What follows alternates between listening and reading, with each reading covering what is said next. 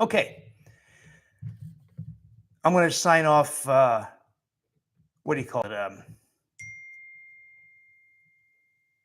All right. Kim says she's on. I'm going to sign off. Okay. There we go. Hi, everybody. We have not started. I'm here just because I was concerned that last week, my apologies, that, yeah, okay, that we had some technical glitches. So I want to make sure this time, and we worked behind the scenes to make sure this worked. There were apparently some changes behind the scenes in YouTube that kind of confused me, not being a 19-year-old kid, right? So I think we're going to be good to go in just a few minutes. So I appreciate you coming. It's going to be maybe a good 30, 40 minutes of just talking about some new ideas. So I don't want to get too far into it. But in the meantime, if you got some ideas, I'll pay attention. It's kind of hard to pay attention to the chat while you're talking. So I often kind of don't look at the chat while I'm talking, but I don't have to talk right now. So if you've got some things you want to say in the chat, please feel free right now until we get started formally in a couple of minutes. Hi, everybody.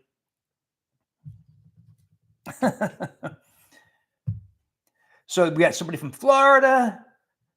Great. Thank you for the nice feedback. Thank you. I a lot of things I do are not all that glitzy. I see some of the very fancy, very sophisticated stuff being done, for instance, on YouTube.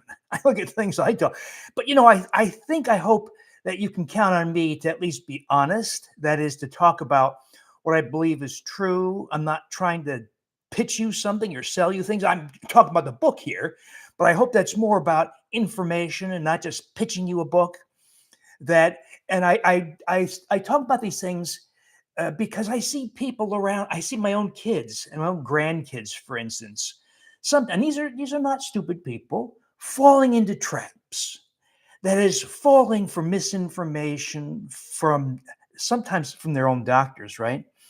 And so I feel a responsibility to set it right for people in general, for my own family, when they're told things are simply not true and even dangerous. So we'll talk about that today, how conventional advice can often even be dangerous. And what you might think is very benign advice. My staff is okay. All right. Okay. I'll get started in a couple of minutes. Here, let me take a look at what you're saying. Oh, is that you, Mai, from Estonia? Mai is a member of one of our programs, and she moved from Chicago back to Estonia. And it looks so interesting. Mai, I've been watching videos of life in Tallinn. That's the capital, by the way. It looks fantastic. They say the internet is like the most advanced in all of Europe, and of all places, Estonia. Oh, Catherine's making the yogurts. That's great. It's a work in progress, isn't it? It's not that yogurt's so great. It's our way of propagating microbes, right? It's an easy, inexpensive way to jack up a number of microbes to billions, if not even higher, right? That's all we're doing. So it's not that yogurt's it's just a way to increase microbes. Because if you were to buy microbes in a capsule form in the same counts that you're getting in the yogurt, you'd probably have to spend literally hundreds of dollars a month to match what you're accomplishing with the yogurt. Who wants to do that? Nobody wants to do that, right? Especially now with the economy the way it is. So your yogurt is your way to jack up those numbers and I think that's why we're seeing such spectacular things happen, because we're getting hundreds of billions of microbes per serving. So unlike, say, a commercial probiotic, that's a whole conversation of its own, isn't it? We'll get started in just a minute or so. That is, to me, most commercial probiotics are a disappointment because there's not a lot of thought. They tend to be haphazard collections of microbes put together without a lot of thought or design, and sadly, sometimes even gimmicks that I think are unnecessary. Like, some products try to delay release of microbes into the colon. Well, why would you do that when half the population, based on solid evidence, half the population has the infestation of the small intestine, of the colon, the small intestine with fecal microbes. You want dissolution of a probiotic into the small intestine. You don't want to delay it to the colon. You're aiming for the wrong place, right? So my point is, while people focus on probiotics, my colleagues poo-poo probiotics because they don't understand the science. What you're doing with yogurts is a step beyond, right? Super duper high counts. You're choosing very important, usually keystone microbes. All right, here, let's get started. So thank you for joining, everybody. We didn't get started. I was just talking because I came on early because of that glitch we had last week. I want to make sure we could indeed get on, and here we are. So if you don't know me, Dr. William Davis, author of the Wheat Belly series of books from a number of years ago, Undoctored, more recently Super Get. And I want to spend a few minutes acquainting you with some new ideas. These are ideas I talk about in my Super Body book. And I'm sorry about that title, but that's what I was required to use by the publisher. But it's meant to be a way to rethink what we've been talking about these last 40, 50 years called weight loss. I don't know if you know this. And a lot of this is coming to a head now with the GLP-1 agonist drugs and to some degree with bariatric procedures to lose weight. You're told, right? You're told you take these drugs, injectable, oral, whatever, or a bariatric procedure, and your life will be changed. You'll be thin again, and all the metabolic distortions of being overweight will recede. Pre-diabetics become non-pre-diabetic. Type 2 diabetics can often become non-diabetic. Risk for coronary disease, dementia, breast cancer, numerous other conditions recede with those drugs and procedures. So my colleagues rave, right? They can't hand out prescriptions fast enough. Well, the good thing about the GLP-1 agonists, it's accelerated. It's compressed the time required for health to go down the toilet, okay? It's bringing to a head all that is wrong in the conventional idea of losing weight. So, you know this. Let me summarize. There are three basic ways to lose weight, common ways in the conventional world, not what we're doing, okay? What most people are doing in the conventional world. You can lose weight by reducing calories, right? You might be a branded weight loss program, could be a meal replacement program, could be a smartphone app saying, Mary, you're stressed, call a friend, distract yourself, don't eat, right? So there's reducing calorie intake. There's bariatric procedures like lap band or gastric bypass that reduce stomach volume, thereby reduce calorie intake. Then there's pharmaceuticals, of course, most notably GLP-1 agonists, that cause you to be indifferent, uninterested in food, and slow gastric emptying. But they're all variations on the same theme, reducing calorie intake. And there's no dispute. These methods work. You can reduce calorie intake, lose weight, no question. You can have a gastric bypass, lose a lot of weight. There's no question about that. No one's doubting that. You can take a year's worth of Wegovy, Manjaro, whatever. You can lose a lot of weight. That's not in question. So what's the problem? Well, this is well established, not my speculation, well established, even though it's not often talked about. Typically, 25% of the weight you lose will be muscle.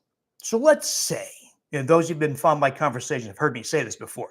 Let's say you lost 40 pounds, not uncommon, by injecting yourself with one of those GLP-1 agonists. It may have cost you $10,000, $12,000 for that year's worth of injectable drug. You lose 40 pounds. What did you lose exactly? Well, 30 pounds was fat. 10 pounds was muscle. Now think about 10 pounds of ground beef on your kitchen counter. What does that look like? It's huge quantity of muscle. So at the end of the year, 30 pounds fat less, 10 pounds muscle less. What if you stop the drug? Most people don't have the luxury of doing this forever, right? Or you develop some kind of side effect. It could be bowel obstruction, thyroid cancer, vomiting, aspiration, which often happens, by the way, or other or you're just sick and tired of the nausea and vomiting, right?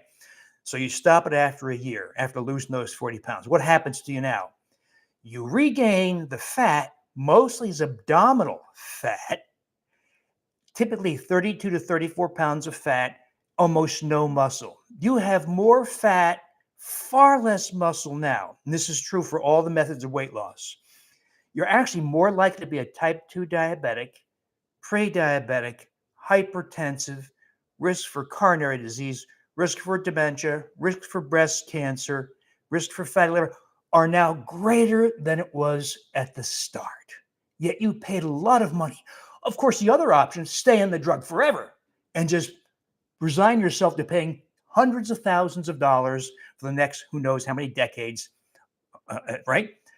So here's the problem. Most people will stop the drug. Most people will have their lap band or whatever. Most people will lose weight, cutting calories. What happens to you then? You regain the weight. And why does that happen? Because of the loss of muscle. It's become clear loss of muscle is a pivotal thing. Muscle is the principal determinant of what we call basal metabolic rate, or BMR. That is all that means is the rate at which your body burns calories for the work of life, breathing, digestion, basic motion, all the basic things your body does, even at rest.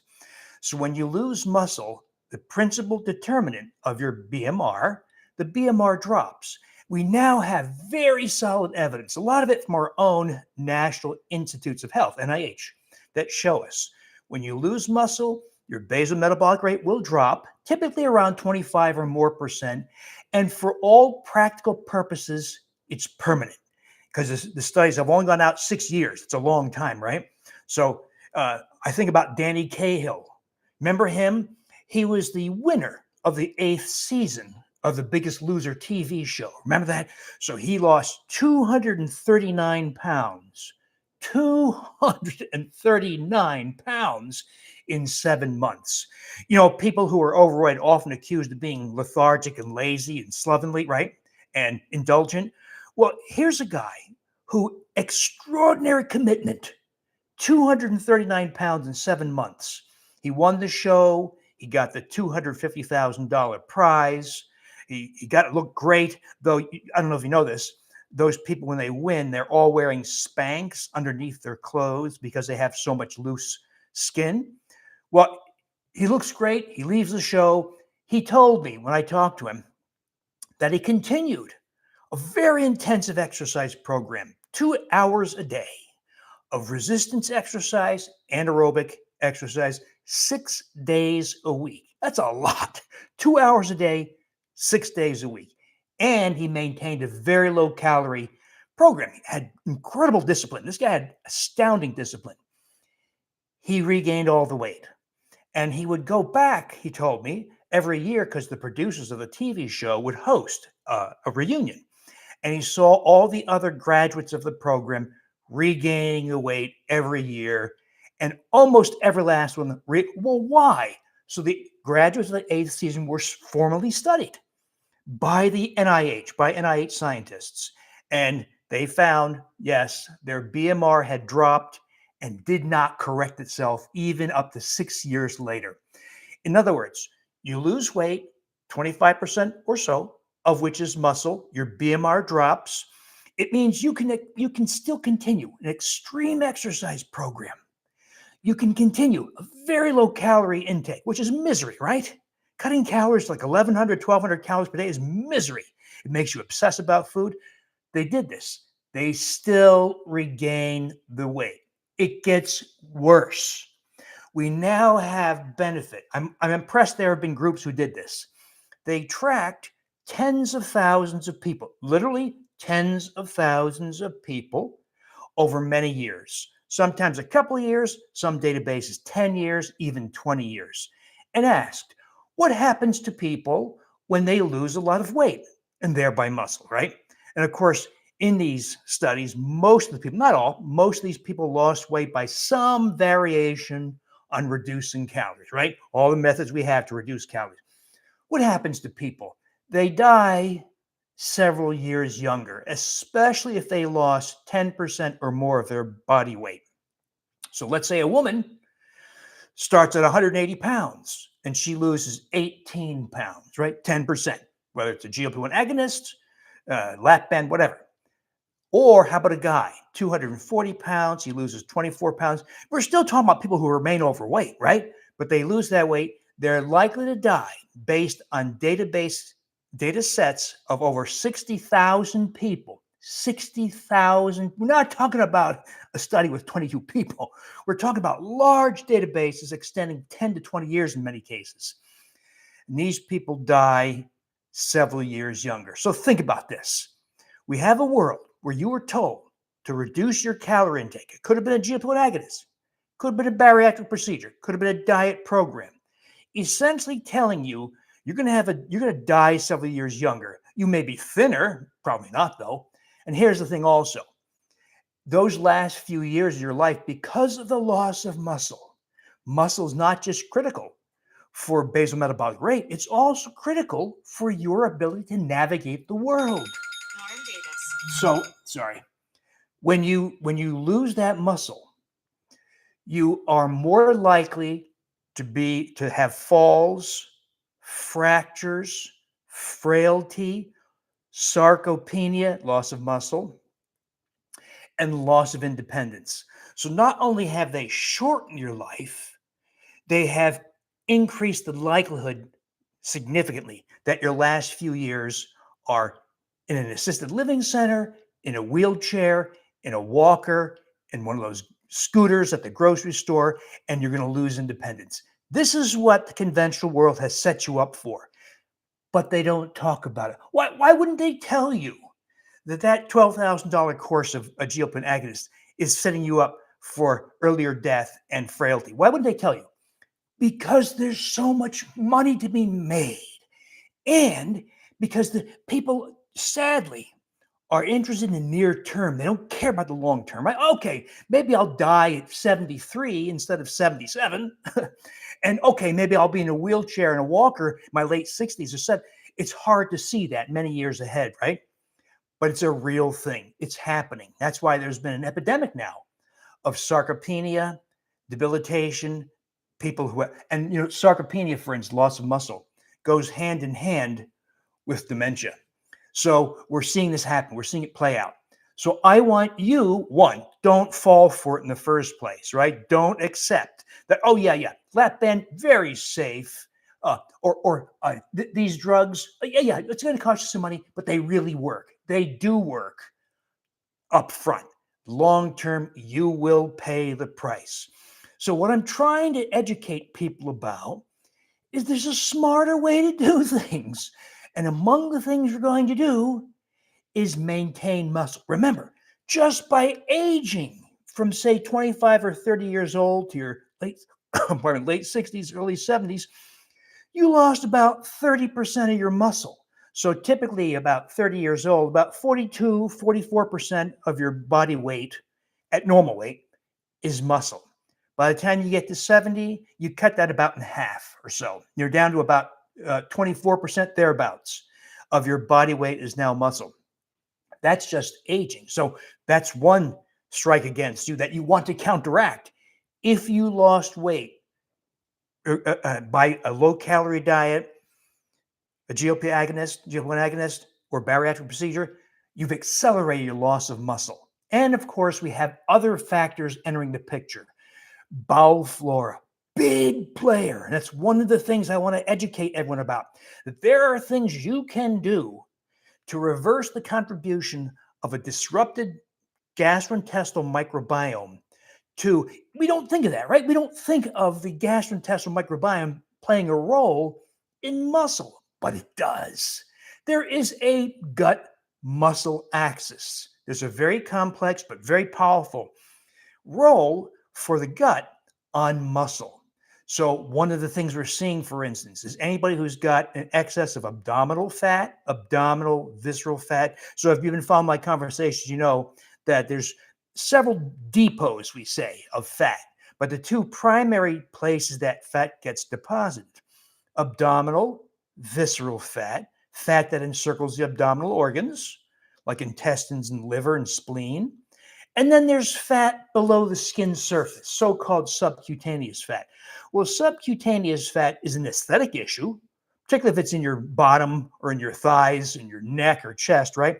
But it's really not a threat to your health. It's the abdominal visceral fat that really is a threat to your health because it's a source of inflammation and insulin resistance. But even more so, when you have abdominal visceral fat, there's a tendency for your body to save what's called ectopic fat. And all that means is when you have abdominal visceral fat, by some odd means, you start to develop fat deposition around your heart, epicardial fat that accelerates coronary disease. You start to deposit fat in the kidneys, where it compresses the arteries and veins, leads to hypertension and kidney disease. You start to accumulate fat in your pancreas, where it damages the beta cells that produce insulin, and you can turn a type 2 diabetic into an irretrievable permanent type 1 diabetic. And you start to deposit fat in your joints, like your hips and knees. When you have fat, you can see this, by the way, on CAT scans and MRI. You can see fat globules. When that happens, it accelerates the deterioration of joint cartilage and sets you on a path faster to arthritis in those locations. But there's also deposition of fat into muscle. This is called myosteatosis. And so if you have abdominal visceral fat, you have myosteatosis. You want to get rid of that. Now, there are ways to get rid of it, but one step would be exercise. Exercise or physical activity. I make that distinction because some people say, I don't like the idea of exercise, but I will rake my leaves or till the soil in my backyard garden or whatever. So that's one of the things we do to get rid of myosteatosis. We also try to minimize abdominal visceral fat. One of the key things you want to do is to address SIBO, small intestinal bacterial overgrowth. I'm thrilled that this is becoming much more of a mainstream conversation because it's ubiquitous. But one of the features, one of the consequences of small intestinal bacterial overgrowth of fecal microbes that have ascended up from the colon into the 24 feet of small bowel is that's how you export the effects of the microbiome to muscle and to other parts of the body, brain, skin, heart, elsewhere, uterus, prostate. But one of the things that happens is it encourages myosteatosis, encourages loss of muscle strength. When we age, we lose more strength than muscles. That's another issue here. Well, we're going to try to reverse myosteatosis, and we're going to try to normalize what are called myokines. This is really exciting new work. That is, it was not known until recently that muscle produces metabolic mediators. These things go by names like interleukin 6, interleukin 15, TNF alpha, myostatin. These are factors that either encourage or discourage muscle growth. Well, we can impact that. We can enter the equation to encourage muscle growth and reduce myosteatosis. This gets a little bit hairy, right? But know that we're going to graduate from this silly, outdated, and dangerous idea of just lose weight. It sounds benign, right? I'm lose a few pounds. No, you've set a landmine for yourself when you think that way. We're not going to think that way. Yes, we can lose fat. And by the way, you lose fat, but you're going to have to be smart about diet. You're going to address factors that influence insulin resistance and inflammation. We're going to address endotoxemia and SIBO. We're going to address myosteatosis. We're going to normalize myokine metabolism. It sounds complicated. It's not that complicated. And it's mostly things you can do. Those of you who follow my conversation about lactobacillus rhodori yogurt, I'm a fan of giving you tools that you can use at home that are fun and interesting and powerful. I can't stand people who tell you things that have little teensy-weensy effects. For instance, take chromium picolinate to reduce blood glucose. Yeah, good luck with that. Hardly any impact at all. Or take hydroxymethylbutyrate to increase muscle mass. No, don't waste your time and money. If I talk about it, if I tell you, I want you to have there's individual variation, of course. So with oxytocin, for instance, one of the things that gets boosted when we restore rhodori, for instance, well, there's oxytocin receptor variants. There's variations in the genetic programming of oxytocinase, the enzyme that degrades oxytocin. In other words, we can't say that everything we do works in 100%, but you're going to be smarter.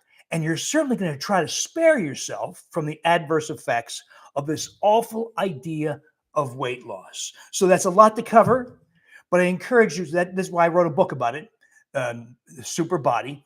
And by the way, if you sign up on that database, that landing page we gave you, we'll send you an excerpt. It's the introduction to the book. Kind of give you an idea where this is going. But the bottom line, if you remember nothing from today, know that conventional ideas of weight loss are very destructive, which sounds counterintuitive because you're enticed. Oh, my waist is shrinking. My triglycerides have come down. My blood pressure's come down. I'm feeling better. My food intolerances are better sometimes. But recognize those are near-term benefits that don't translate into long-term benefits because you did something wrong. So this goes contrary to almost all current prevailing ideas of weight loss. So know that there are smarter ways. And I don't call this weight loss, I call it shape and body composition. We're going to redistribute where fat is located. We're going to reduce fat in unhealthy locations like muscle or pericardial fat or abdominal visceral fat. We're going to increase lean muscle mass. And by the way, ladies say things like, well, I don't want to look like Arnold Schwarzenegger. Don't worry. You're not going to look, no one's going to look like Arnold Schwarzenegger. We are not talking about going to the gym for 2 hours a day, 5 days a week. In fact, going to the gym it's an option for you, but it does not have to. We're talking about setting things right physiologically. And one of the results is an enhancement of muscle mass and strength. And I'll be also showing you how to track those things if you want. Sometimes it's ideally you can track something. So we can use, for instance, bioimpedance scales. We can use such things as dynamometers to track things if you want. As you know, like in my Super Gut book, I gave you the option of using the AIRE device, AIRE, to measure hydrogen gas in the breath. You didn't need to have it, but it was one of the options you had. If you wanted to track your success in eradicating small intestinal bacterial overgrowth by tracking hydrogen gas on the breath. So anyway, we'll open up the floor to questions, concerns, comments. I've got Nandy, I've got Kim here helping me. Nandy or Kim, do you have audio feed?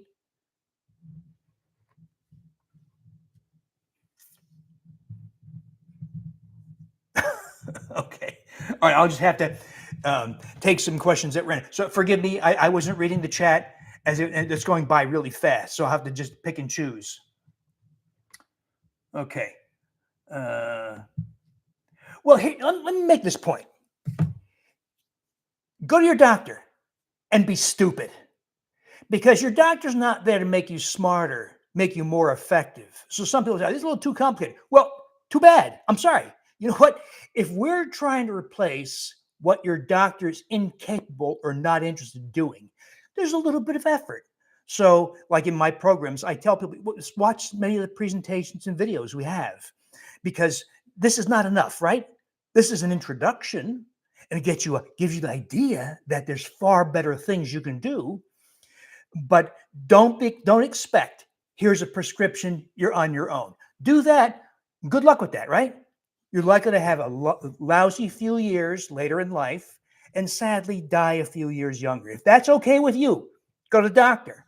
If they're not okay with that, then you need to educate yourself to some degree. And that's what this is all about. It's educating you, showing you there's a smarter way. That I doubt you didn't know a lot of these things, right? Yet this science has been worked out, both other people's science and our own science. We've shown that there are better ways to do this.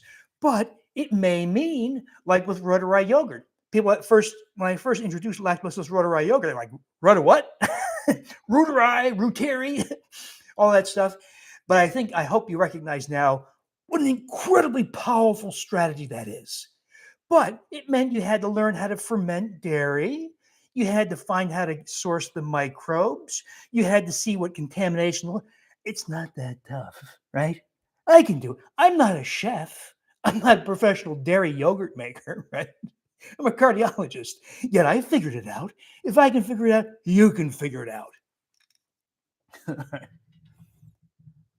So, question: what are your thoughts on healing leaky gut? Get rid of the invading fecal microbial species that are in your small intestine. Small intestine is meant to be permeable. That's where you absorb vitamins, minerals, other nutrients. So it's the small intestine, 24 feet of duodenum, jejunum, ileum, is meant to be very permeable. But when you have fecal microbes who've been allowed to ascend from the colon, species like E. coli, Salmonella, Klebsiella, Campylobacter, Citrobacter, Proteus, Pseudomonas. When those characters climb up into the small intestine, it's very inflammatory to the small intestine, and it increases, it's already increased permeability. When those microbes die, how long do microbes live?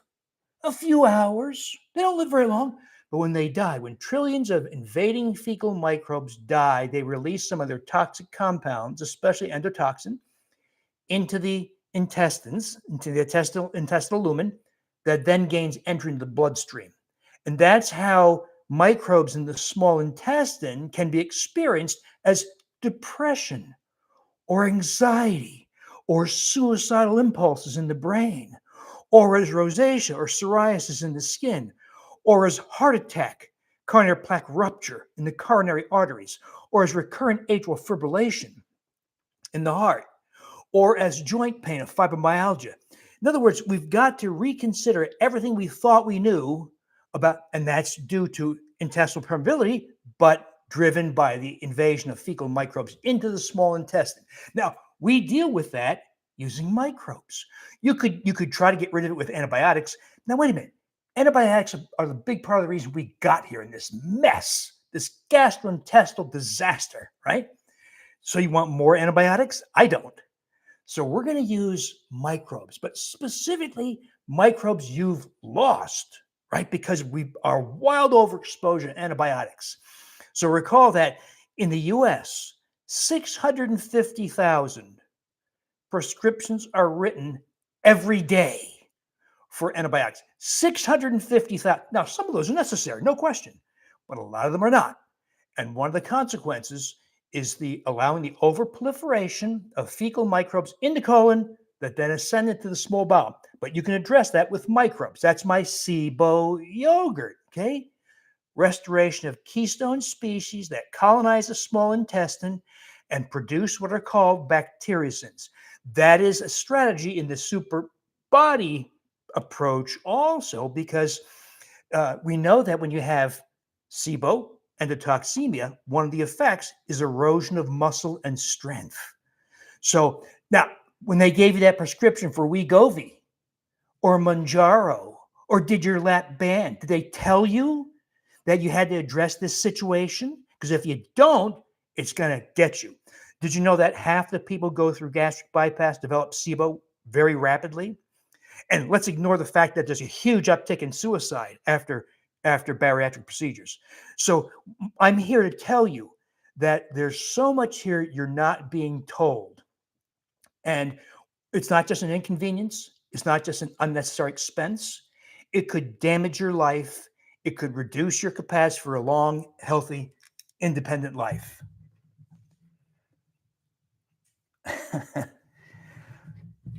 So Lois, I think Lois Calloway, that's a familiar name. If you must take an antibiotic, how do you rebuild? We're getting a little off topic, but see my inner circle. We talk about all the ways. In fact, I gave a long presentation, all the things you can do. But the cornerstone is to get Saccharomyces boulardii, and we make a fermented juice. It's delicious because it's like soda, right? We're going to carbonate the juice, and you can drink that a quarter, half cup, maybe 2 or 3 times a day. It's not doesn't make you impervious, but it reduces the likelihood that you're going to get SIBO, dysbiosis, et cetera, from an antibiotic. So see all my conversations, WilliamDavisMD.com, blog, thousands of posts. I'm not sure if I have it in my YouTube channel with over 400 videos. Of course, my inner circle, it's a membership site. We talk about how to make Saccharomyces boulardii fermented sparkling juice. That's a really powerful way to minimize damage from an antibiotic. And there's other things you can do as well. Can you eradicate endotoxin? Absolutely. Yeah. Maybe not eradicate, you can minimize. But the key, once again, is to accept that most people in the modern world have allowed the colonization of the small intestine with fecal microbes, those E. coli. Now, those are probably familiar to you, right? E. coli, Salmonella, Campylora. Why are they familiar to you? Because when you get food poisoning from the fast food you got, where the kid, the teenager behind the counter, didn't wash his or her hands after going number two, and then contaminated your food or the utensils, and you got fecal microbes in your food, right? So whether those fecal microbes come in by the oral route, contaminated food, or ascend from the colon into your small bowel, they both make you really sick. Okay. So if you got, let's say, salmonella from chicken, from a contaminated surface or kids' dirty hands, you'll have diarrhea, vomiting, in a bad case, fever, right? Because fecal microbes, where they don't belong, are very toxic. In the colon's kind of suited to that, right? The colon expects to have to deal with fecal microbes, but not the small intestine, not your stomach, not your esophagus, not your mouth. And so anything outside of the colon that's exposed to large numbers of fecal microbes makes you very sick. That's what SIBO is. So, can you reverse the loss of muscle? You can, but it's hard. It's hard. So ideally, you never lose the muscle in the first place. You lose it by aging, yes, but don't engage in a low-calorie program, regardless of the label put on it, right? But let's say you did, or even worse, you yo-yo dieted over the years and you lost, 10 pounds, 20, 30, 40. Well, it's going to be hard work building up. But what I'm doing, so it does involve, in that situation where you've really damaged your body composition, some form of strength training, resistance training is helpful. I'm a big advocate of vibration plates, at least for low extremity strength. That helps. We're going to cultivate microbes that participate in the gut muscle axis and help you rebuild muscle. We're going to talk about nutrients lost from your diet. So, this idea that cut your fat, saturated fat, and cholesterol, you've heard this, right? Which is knuckleheaded. That is stupid. Don't do that. That does not work. It does not reduce cardiovascular risk, nor do statins, by the way, to reduce LDL cholesterol. I'm shocked we're still having this conversation. That should have been discarded 40 years ago. The science has gone way beyond that. But if $1 trillion had now been made from statin drugs, despite the fact they do almost nothing, 80 million Americans take a statin cholesterol drug, yet heart attacks are happening all the time. There's been no meaningful reduction because they don't work and because high cholesterol never was a cause for heart disease. It was meant to be an indirect, crude marker for the factors that do cause heart disease. But the tragedy of statin, cholesterol drugs, saturated fat, all that, is that it took everybody's attention away from the things that do cause heart disease. But another problem with this nonsense of cut your saturated fat and cholesterol is it caused Americans to abandon the consumption of organ meats. So nobody here, I'll bet you, eats heart or kidney or brain or thymus or skin. And I see people do things, crazy things. Buy skinless, boneless chicken breast, the worst. No, you want the skin. You want to save the bones to make soups out of. But we've inadvertently been following a low collagen, low hyaluronic acid lifestyle. Those two things, major players in your shape and body composition. A lot of ladies will take, right, collagen for their skin, hyaluronic acid serums to reduce crow's feet. But the real power of those things is not topically or not just for skin. It's for shape and body composition. Reduction of abdominal visceral fat, reduction of myosteatosis, amplification of your capacity to regain muscle. So what I'm trying to do here is one, make you aware of how incredibly destructive conventional notions of weight loss are and get you thinking about better, smarter ways. Yeah, it involves some work. I'm sorry, right? A little bit of work involved. So it's not just take this and you're done. That's stupid, right? We're going to follow strategies that work, but there's some education, there's some work involved. But don't go to the gym 2 hours a day, 5 days a week. That's not what this is about. So this is what it's about, getting you smarter. So let's take a couple more questions and let's call it a day.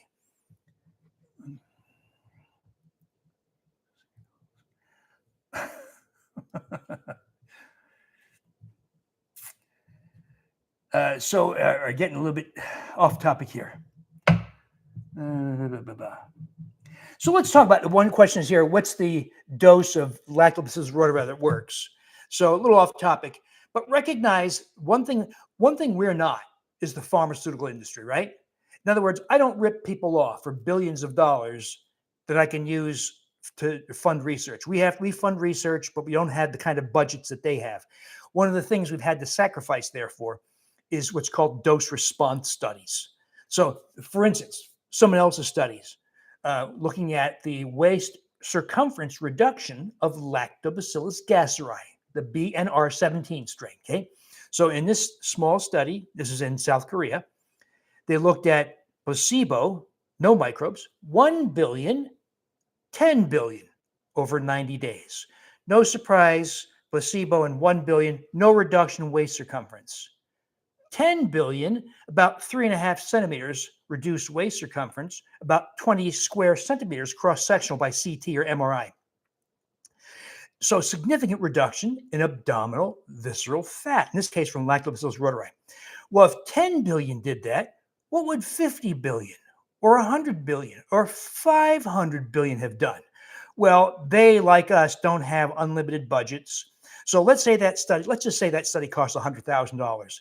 If you add those other dosing arms, now you're talking about $200,000 or $300,000. So it's very difficult for us in a non-pharma world where the federal government, likewise, by the way, does not support this kind of research. Because when I try to get federal funding for research, you know what the questions I get are? Where's your phase 1 and 2 drug trials? And I say, you don't understand, this is not a drug. They say, well, I don't understand. Where's your phase 1 and 2 and 3 drug trials? It's not a drug. So even when you try to get federal funding for research, you find out that federal funding is geared towards drug development. It's not geared towards I'm generalizing, of course. It's not geared towards finding solutions for health. It's geared towards drug development. You know, when a drug company makes application to the FDA, who pays for that process? The drug company does. Who pays the salaries of the FDA? The drug company does. They also have a federal allotment of budget. But a lot of the money, a lot of the funding for FDA efforts comes from the pharmaceutical industry. So who do you think they listen to, right? Point being here, when it comes to dose response, we just don't have the luxury of large studies. So I don't know what the ideal intake of rhodori is, but I think it's in the tens of billions. Who knows? Around 40, 50 or higher billion per day, I think, is where you're likely to get significant effects. You can get that in a probiotic. You can also get it as the yogurt. That's why I highlight the yogurt. It's not yogurt, right? It looks and smells like yogurt, but it's not yogurt. Don't be confused with the garbage they sell in the grocery store. That's something different. It just happens what we're doing, fermenting human microbes. Did you notice that? We're fermenting human microbes. You know, a friend of mine and I went to a beer brewing store. We asked, hey, what kind of microbes you brewing? And they said, well, we're using Saccharomyces cerevisiae to make beer and wines, maybe some others. And they said, what are you fermenting? I said, human microbes. They were horrified. They were terrified because we're fermenting human microbes. But that's what we're doing. We're fermenting human microbes. It's still, though, early years. We're learning what's important, what's not important, how many microbes you need. So I'm also suggesting you be involved in this learning process. Nobody's got all the answers. We don't know of all the things you can do. It's becoming clear, even in the few years since I wrote Super Gut. We have learned tons of new lessons in how to manage the microbiome. And by the way, not just gastrointestinal, vaginal, prostate, oral, skin, bladder. All these locations in the body have their own unique signature microbiomes. Now, we don't have all the answers on how to manage all that, but we're getting there. We're getting smarter and smarter and smarter how to manipulate all those microbiomes to amplify health. Let's take one last question.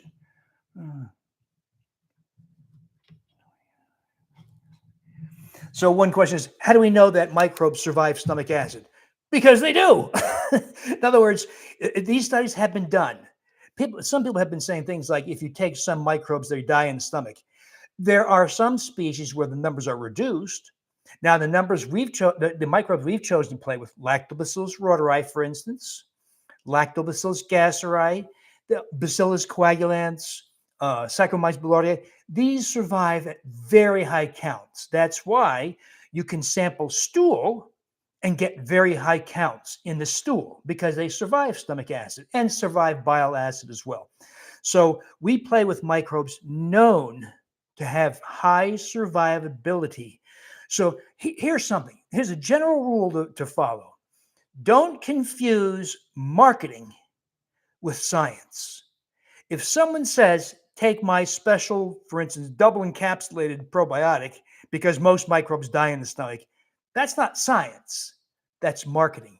You know, one of my great concerns nowadays, I often say this in my inner circle meetings that we have every week, is at least half of my life now is batting down misinformation. There's so much misinformation that it's getting harder and harder to convey genuine information based on real evidence, real science, because there's too many people who found ways to monetize bad information, the trickery, all the gimmicks that go on in marketing. So be careful. Recognize what is marketing and what is actual science. It's not always possible. I hope you also learn to identify trusted sources for information. Not all, sad to say, not all sources are trusted because there may be too much of a commercial interest involved. So anyway, okay, everybody, I see a lot of questions. I'm sorry I can't answer all of them. They're going right past me like rapid fire. Thank you for coming. If you did sign up to provide your email, we will send you an excerpt. It's the introduction to give you an idea what it is we're talking, because I know what I'm saying is different. I get that. Believe me, that's been my career, right? Saying things that are different and contrary to popular or prevailing opinion. When you see that prevailing opinion is not just ineffective, but harmful, then I feel compelled to say something. That's what I'm doing here in this Super Body book, in all my online properties, my Define Health podcast, my YouTube channel, all the things I try to let you know that, yeah, what your doctor's often telling you is wrong or destructive or made to make money, yet real answers, better answers are available. Okay, thanks for listening, everybody. Be safe.